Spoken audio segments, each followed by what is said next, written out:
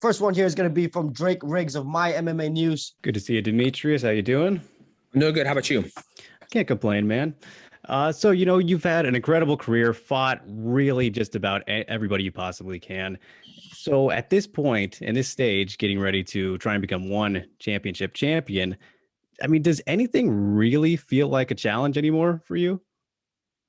I believe everything's a challenge. I mean, being 34 years old, be doing this for a very long time, getting the daily grind in and out of the gym, and taking on an athlete like Adriano Moraes it's not easy, right? It's a challenge. He's very long, very big for the weight class. He has a reach advantage. So the challenge would be, how can I cross distance without running into any trouble, getting there, getting my hands on him and imposing my will. So, right there, I just named, a challenge, and that's just one part of my career, and being a father, raising 3 children, getting them to school. And yeah, I mean, everything's a challenge. Do you think that people make too much out of the size difference? Because, you only have 3 losses in your career. Mostly everybody you fight is bigger than you. I wouldn't go that far, but yeah. I mean, when I was in North America, you're fighting guys who are 5'3", 5'4". My last couple of opponents have been a little bit more on the taller side. I believe Yuya's probably 5'5", and Tatsumi Wada is probably 5'6". Adriano Moraes is maybe 5'7", 5'6". I don't really know. So it's funny. I was talking to somebody, and they were like, dude, when you fight in America, you're fighting guys who are actually your height. Now, when you're in Asia, you're fighting guys who are taller than you. But that just shows you I'm up a different weight class. I'm fighting at 135 to where in America I was fighting at 125.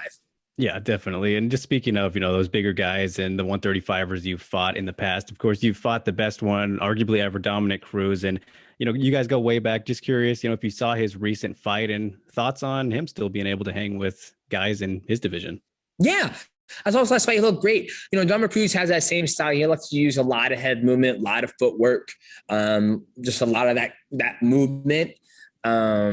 Yeah, he looked great. I'm happy that Dominic Cruz is still able to compete, make money, and be healthy. At the end of the day, we're all athletes. We have a short window of opportunity to make as much money as possible. And he's had a very successful career as an analyst, and I'm happy for him. Absolutely. And, just curious, what did you think of the Monster thoughts? If you have any comments or thoughts on his call out. Yeah, I think that's a personal thing between him and Hans. And obviously, that's his opinion. And, I know Monster, they're a great company. They pay very well to their athletes. They take care of their athletes. And it's not just mixed martial arts athletes they take care of all types of athletes, motocross, photographers, videographers. So, I'm sure that Hans and Dominic Cruz will square out that beef. And, I understand where he's coming from, right? As athletes, like I said, we do this to make a living. And when a sponsor comes in a way of you getting a paycheck, you're going to have, ill will towards that person. So, he's letting everybody know, like, dude, like, that's not okay what you're doing. Next question will be from Jude Briosis of Overtime Heroics MMA. The whole world knows you're a fantastic martial artist, probably the most complete and well-rounded of all time. But I believe one's strongest critic is himself. And we certainly couldn't find any areas where you need to improve. But what aspect in mixed martial arts do you personally think that you still need to work on? I think everything.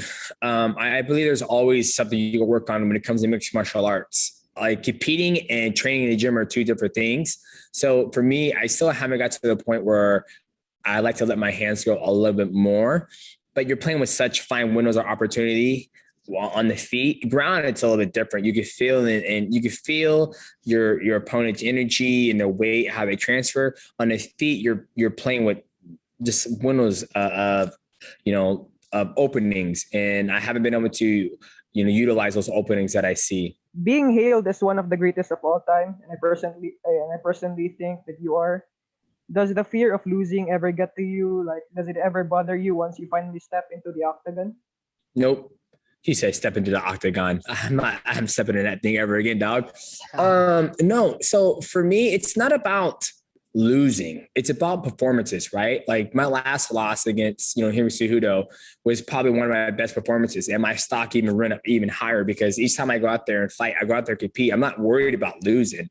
Like losing is part of the game. I've lost before and nothing's ever changed. I've gone out there and won fights and, nothing's ever changed. So for me, when people give me that hail of the greatest of all time or the pound GOAT, that's their opinion. For me, I know I'm a hard worker. I know I'm one of the best to ever do it, especially in the flyweight division. And I'm just going to keep on training hard. So I'm not worried about losing. Next question here from Conan Altatis of Conan Daily. Are you willing to use your platform to share your thoughts about current social issues, especially in the US, or would you rather stay out of it and, focus on MMA? I focus on MMA, and when I use my social media platform is for my use only. I believe everybody's political beliefs and what they believe in is for their own place to share. But, I don't, I'm pretty transparent about my beliefs, but I don't think it's a place for me to share. If somebody asks me what I think, then I'll give it to them. But I can say one wrong move. I can say one wrong thing, and next thing you know, I can't believe he thinks that, blah, blah, blah, blah, blah. It's like, for example, I have a German Shepherd, and the trainer came over there, and she goes, now when your dog pees in the house, make sure you don't, stuff his nose in it and whack him. I was like, nah, dog, I'm old school. Like, she pissed on the ground. I'm grabbing her by the scruff. I'm shoving her face in the urine, and I'm saying, don't do that. And I'm smacking her, and I'm tearing her to get on the couch. If you have a problem with that, then you can leave the house. But I'm old school. So people are going to have political beliefs. They're going to call PETA on me. And I'm like, well, if it's my dog, I don't tell you how to raise your dog. So that's why I kind of just, when it comes to political beliefs, I keep it to myself. Second is, do you think fighting in your home country will work for your advantage? Well, I'm not in my home country. So, but when I have fought in my home country. Fighting in the US. No, you mean, am I fighting in the US time zone? I'm not fighting in the US. Yes, I'm fighting in the US time zone. So do I think it's going to be to my advantage? Right. I think it's going to help me better instead of trying to acclimate to Singapore time zone. Yeah, Adriano is considered the underdog, but what do you think is his greatest strength that you have to watch out for? I think his greatest strength is his grappling. Like I said, he's very long I think he's very long for the division, very tall, and he has those long legs, phenomenal grappler. He likes to get on people's back, lock out the body triangle. With me being shorter, I've showed in the past, with Tatsumi Wada, when he got my back, locked on the body triangle, took me like 3 minutes to get that thing off me.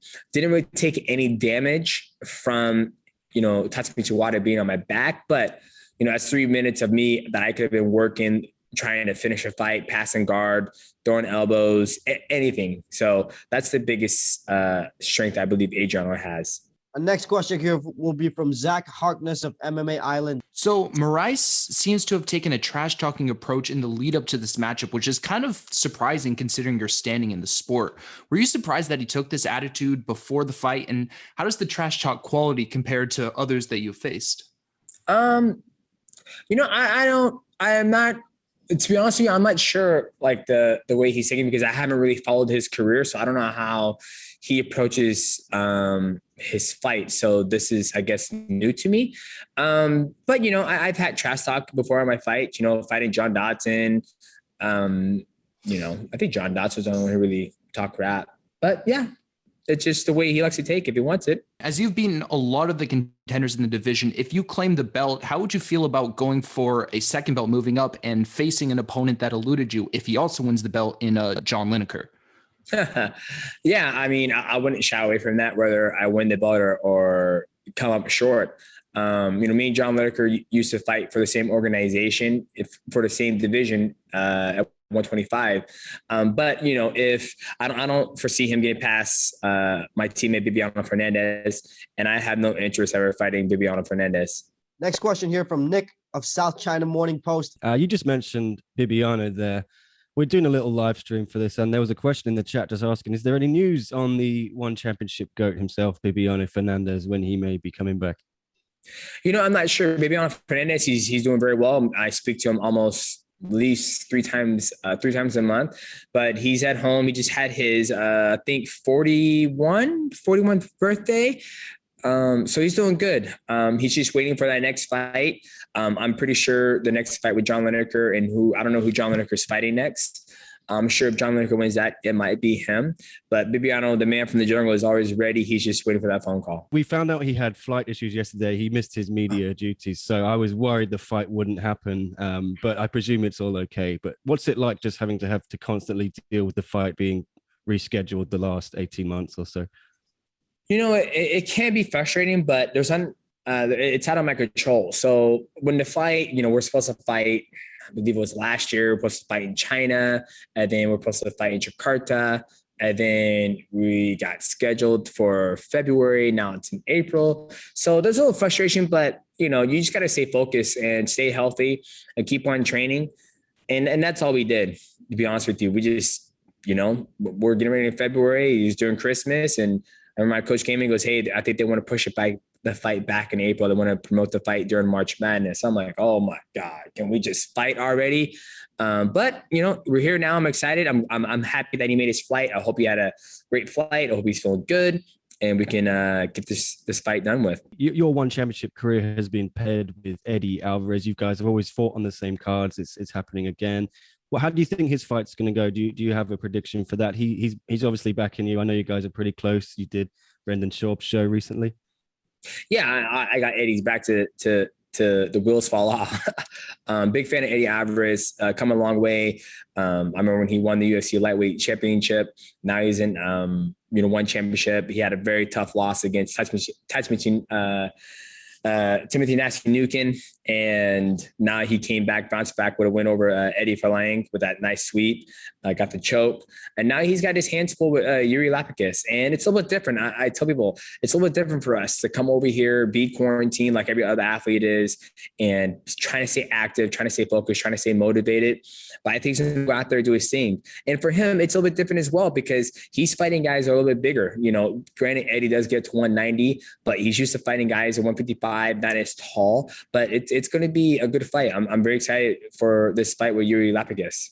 This next question will be from Jake Snooperowski of Rusty Cage Podcast NYC. Demetrious, you haven't been the challenger in a title fight since September 22nd, 2012, almost 9 years. How does your preparation change, especially mentally, in being the challenger rather than the defending champion? It never changes. The only thing that changes is that now I'm training for a 5-round fight instead of a 3-round fight. So that's nothing really changes. I've never had that mindset, even though when I won my first belt in 2012, and now I'm about to go for a different belt. It's my mindset never changes. It's just another fight. Cool. I'm also curious, how important is it to you and your legacy to show the world and especially Dana White that you're still at the top of the heap by winning this one championship belt? I mean, it's not important at all I know, and I think the world knows where my skill set is. I've shown them my last fights, and I'm just going to go out there and do my thing. Obviously, I'm not worried about showing anything to Dana White. This next question here will be from Jay Anderson of Cage Side Press. Hey, DJ, welcome back. Thanks very much for the time tonight. A couple of things. First of all, I just wanted to ask you about Adriano Moraes because, he's not a household name to Western fans. He might be kind of overlooked by the MMA community here, but in your estimation, in terms of the challenges that you faced, I know the next fight's always the biggest, the next guy's always the toughest, but where do you kind of rank him among the opponents you've taken on? Yeah, he's up there. He's my next biggest fight. He's my next challenge. So, and I think the reason why, potentially he's not a household name is that he hasn't done any work in the U.S. soil, right? I believe the only reason my name is big in the U.S. soil and in Asia as well is for what I've done on American soil and how I've gone about my career. I don't skate by in my fights. I'm always looking for the finish. And I think that's what kind of elevated my name essentially. And the other one I wanted to ask is, you've had a couple of almost gleeful reactions tonight when you've been asked about your former employer. And I'm just wondering, when you talk about never having to step in the octagon again, do you feel free or rejuvenated having made this move? Do you feel like you're kind of free of the past in a way? My past is, I don't run up from my past, and it's not like I don't like talking about it. I just love how it's catching people, right? I was like, well, how do you feel when you step in an octagon tonight? And I'm like, well, I'm not stepping in an octagon. It's because I'm still sharp. I'm basically analyzing all your guys' question. Well, the question that people are asking me. So, and the gentleman asked me like, do you think you need to go out there and prove to Daniel White that you're still one of the best in the world? I know I'm still one of the best in the world. I know that for a fact. Whether I go out there or win or lose, I know I'm one of the best in the world. So I just chuckle about it. Do you feel that you're in a better place now than when you were a couple of years ago? Yeah, absolutely. Like I said, when I was in a UFC, I felt like I accomplished everything that I could. I felt like the only thing I could have accomplished more is going up there, try to do the double champ or trying to get more pay-per-view buys. That's the only thing that I can look back on my UFC career. Like that's the only two things that I never were able to accomplish. Like how can I generate, 500, 600, 700,000 pay-per-view buys and go up to 135. But, at the end of the day, when it was those talks, I had stipulations that I wanted that they didn't want to meet. So here I am now. I'm in a brand new organization going for a world title. And if I could be champion of both sides of the world, that'd be phenomenal. Simon Romero of Behind the Grid. I just have this one for you here. So you got to be honest with me. You stood across the cage against Henry Cejudo in your career twice. Does it still bug you to this day that you haven't been able to settle the score for those two fights yet? No. That's the only one I got for you, so I appreciate the kind words. Thank you for your time, sir. Moving along now, we have our next question from Dylan Bowker of My MMA News. Dylan Bowker, please go ahead. Hey, the first question I have is in regards to a recent post I was seeing on the One Championship social media. You likened your Grand Prix title to the crown jewel of your career. I'm kind of curious, if you get the ideal outcome here and win the Millennial One Championship, do you think that will supersede that in any kind of way? Or is it your appreciation of Grand Prix that will always kind of position that as the capstone achievement? It's the appreciation of Grand Prix achievement. Like I said, in that interview when I did it, like, I'm being straight up. I watched more Grand Prix growing up than as a kid and when I was in college. Like I never forget like coming home and just popping in DVD players and watching Core Cop and Vanderlei Silva and Josh Burnett and just seeing those guys go through and be like, cool, go breakdown, go grab an high kick. Just seeing it over. And then even when I was when I was working and I wasn't a professional athlete yet, I remember watching Bibiano Fernandez in the Dream Grand Prix when he was fighting Joe Warren and seeing him get that fat, nice belt from Dream. So I've always been a big fan of World Grand Prix just because there isn't any, what's the word I'm looking for? There isn't no like, what's the word for?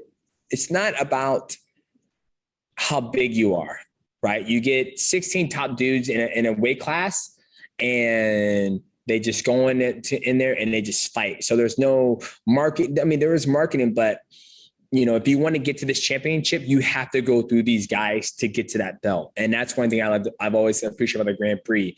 To where nowadays, someone who has a big name can just walk in there on losses. And, in mixed martial arts, that you can get a world title shot on losses.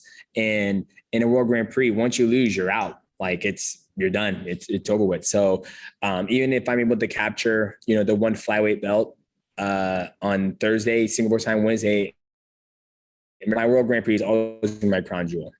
Yeah, I can definitely resonate with the love for Grand Prix there, man. But also I wanted to follow up with your thoughts on something here, because when I interviewed Adriano Moraes, I didn't think it was hyperbolic to say that this fight is one of the more consequential flyweight bouts in MMA history, just considering the respective resumes of yourself and Moraes. Like, I'm kind of wondering what your feeling is on that characterization there. No, it's definitely a big fight. It's definitely a big fight in my career. I'm approaching it as it's another big fight, and then that's it. And back to the Grand Prix talk. Like if there was a 140, if there was a featherweight World Grand Prix and my body was healthy enough and Chatri gave me the blessing to step into it. And depending on who was in it, like let's say there was a World Grand Prix at featherweight, and they're like, oh, there's some big motherfuckers there though. And they're like, yeah, you can do it if you want. Then maybe I would do it. But if I were to win it and I had to fight Bibiano Fernandez, I'm like, I don't want to fight Bibiano. I just wanted the belt. But I just like it. It's just like I said, it's something I grew up. It's something I grew up, watching, seeing Sakuraba do the openweight Grand Prix. Sakuraba doing it, and it's almost like I don't know. I feel like when you do the Grand Prix, it's like I feel like I spent my whole entire career, fighting, and obviously that's what you do in your career is fight. But I feel like in the Grand Prix was just fun for me, like just going in and just fight and like, okay, your next opponent's going to be this guy, and that's it. When you're just sitting and you're training in the gym, you're just waiting for the phone call, like, hey, your next opponent's this guy. So I think kind of seeing who's in the bracket is fun. But yeah, Evan Montgomery of Fight Freak. So with on Saturday, where would you rank yourself among the greatest MMA fighters of all time? That's up for the public, but like I tell everybody, when my time is done, I'll tell my kids like I'm one of the greatest to ever do it in the smaller division. Next question from Singapore Strike Sports. Not only that this event will be premiering at the TNT, but due to the time zone difference, you will be fighting in the morning. Will it affect you in any way, or it doesn't make any difference for you whether you're fighting in the morning or at night? No, I prefer to fight in the morning, to be honest with you. I come out here just to compete, and I'm sticking to the American time zone. So like yesterday, I had to do CT scan at 2:00, and my body was crashing because that's like 11:30, 12 a.m. our time in America. So right now I would be competing inside the cage. And I've been training every day since 8 a.m., which is about 5 o'clock our time. So I'm sticking to the U.S. time zone, and I'm looking forward to it. We have a next question here from Ivan Stewart Saldajano of Dugout, Philippines. Michael Shabello yesterday about Adriano Moraes' possible implications on his win. So, in your regards, do you think Adriano Moraes has what it takes to become at least one of the greatest flyweights of all time in either promotion? In either promotion? See, when it comes to that, for me, it's hard, right? Like when people, so this is how I answer this. When I ask people, like, why do you call me the greatest of all time? Right? I ask people that. They say, well, it's because your dominance over 6 years and how you defeated so many different athletes in other different forms. That's what they tell me, right? So if I were to look at Adriano Moraes' career, he won the belt, then he lost to Kai Akhmatov, then he won it back, and then he beat Jay Stacchio, and then he fought somebody, then he lost the belt to Jay Stacchio, then he just won it back. So he's had some losses within his championship reign. So a lot of people, the community, like I said, this is all community standpoint. My standpoint would be like, well, I don't know, I'm like, I haven't seen him fight American athletes. Like it's hard for me to do it. So that's why I would say I go by the community standpoint. It's kind of hard to say. I mean, what do you say? I don't know. We're going to move along now. Our next question will be from Chris De Santiago of MMA Island. Were you able to Zoom call your family? Yeah, I talked to them. They had a good time. They were doing an Easter egg hunt. But it was good. Awesome, man. So, with the 135-pound weight division, it's a Shark Tank of talent. You have Kyoji Horiguchi, Juan Archuleta. You have Petr Yan, who's basically the UFC champion under one championship rules. You obviously have Adriano Moraes, who you're facing against next. Out of all those title holders at 135, who would be your toughest test? Probably Petr Yan. His hands are fucking good. He's very it's nothing taking anything away from Adriano Moraes. He's still dangerous, but Petr Yan has a very unique style of fighting. He comes forward, he throws great combination, he's very fast. He seems like he has a good takedown defense, and he has power. So that's always dangerous. But yeah. Our next question will be from Sazali of Straits Time. Time zone issues aside, how stoked are you to finally be back, doing what you're best at in prime time in the States? I'm very excited to be back. I'm very excited to be back. Just banging out all this media. Can't wait to get back to my room and eat some food. But I'm super excited to be back, to be able to fight live on TNT. And keep it on American time zone. Yeah, Eddie Alvarez said it's a bit of a coming out party for one championship. Do you think fans are going to find out something new about this organization? Yeah, 1,000%. I think fans who haven't had a chance to, see one championship, they're going to be in for a real treat. You got me taking on Adriano Moraes. You got Eddie Alvarez taking on the Iuri Lapicus. And you also got Rodtang competing as well.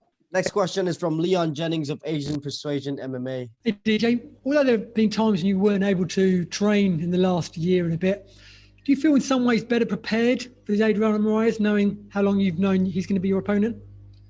Yeah, I guess so. I guess you can say that. I mean, with COVID, we trained as much as we could. And then when we weren't able to train, we just chilled and relaxed and didn't worry about fighting and competing.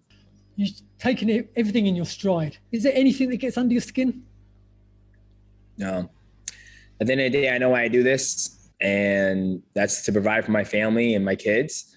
So, yeah, that's. I don't see why anything will get underneath my skin as long as my wife and kids are good. I'm able to pay my bills, and I got 4 walls and a roof and no holes in my roof. I'm content. I'm happy. DJ, want to move to some rapid fire question? First thing that comes to your mind, just go ahead and shoot. If you could have one superpower, what would it be? Superhuman strength. Like Captain America or Bucky Barnes. Stuck on an island, you can only pick one fruit. What fruit are you picking? None, because I have fructose malabsorption, so I would have the shits the whole time. Favorite country you've been to? Japan. Who has the best fight style in one championship besides yourself? Ooh, I would say Giorgio Petrosian. He's pretty much damn perfect. What's one of your all-time favorite movies? Aliens or Predator? Favorite food? Burger. One ice cream flavor for the rest of your life. What you going with? It'll be vanilla and game, and probably be World of Warcraft. I can do so much on that game. Who's the nicest one athlete you have ever met? Man, they're all nice, to be honest with you. They're all nice and they're all killers. Like Rodtang, he's so nice, but it's like, you probably kick my ass. You're going into a medieval battle. What weapon are you picking? Picking medieval battle. I'm picking a sword and a shield, dog. DJ, thank you so much for your time, man. All the best. Can't wait to watch you back in the One Circle.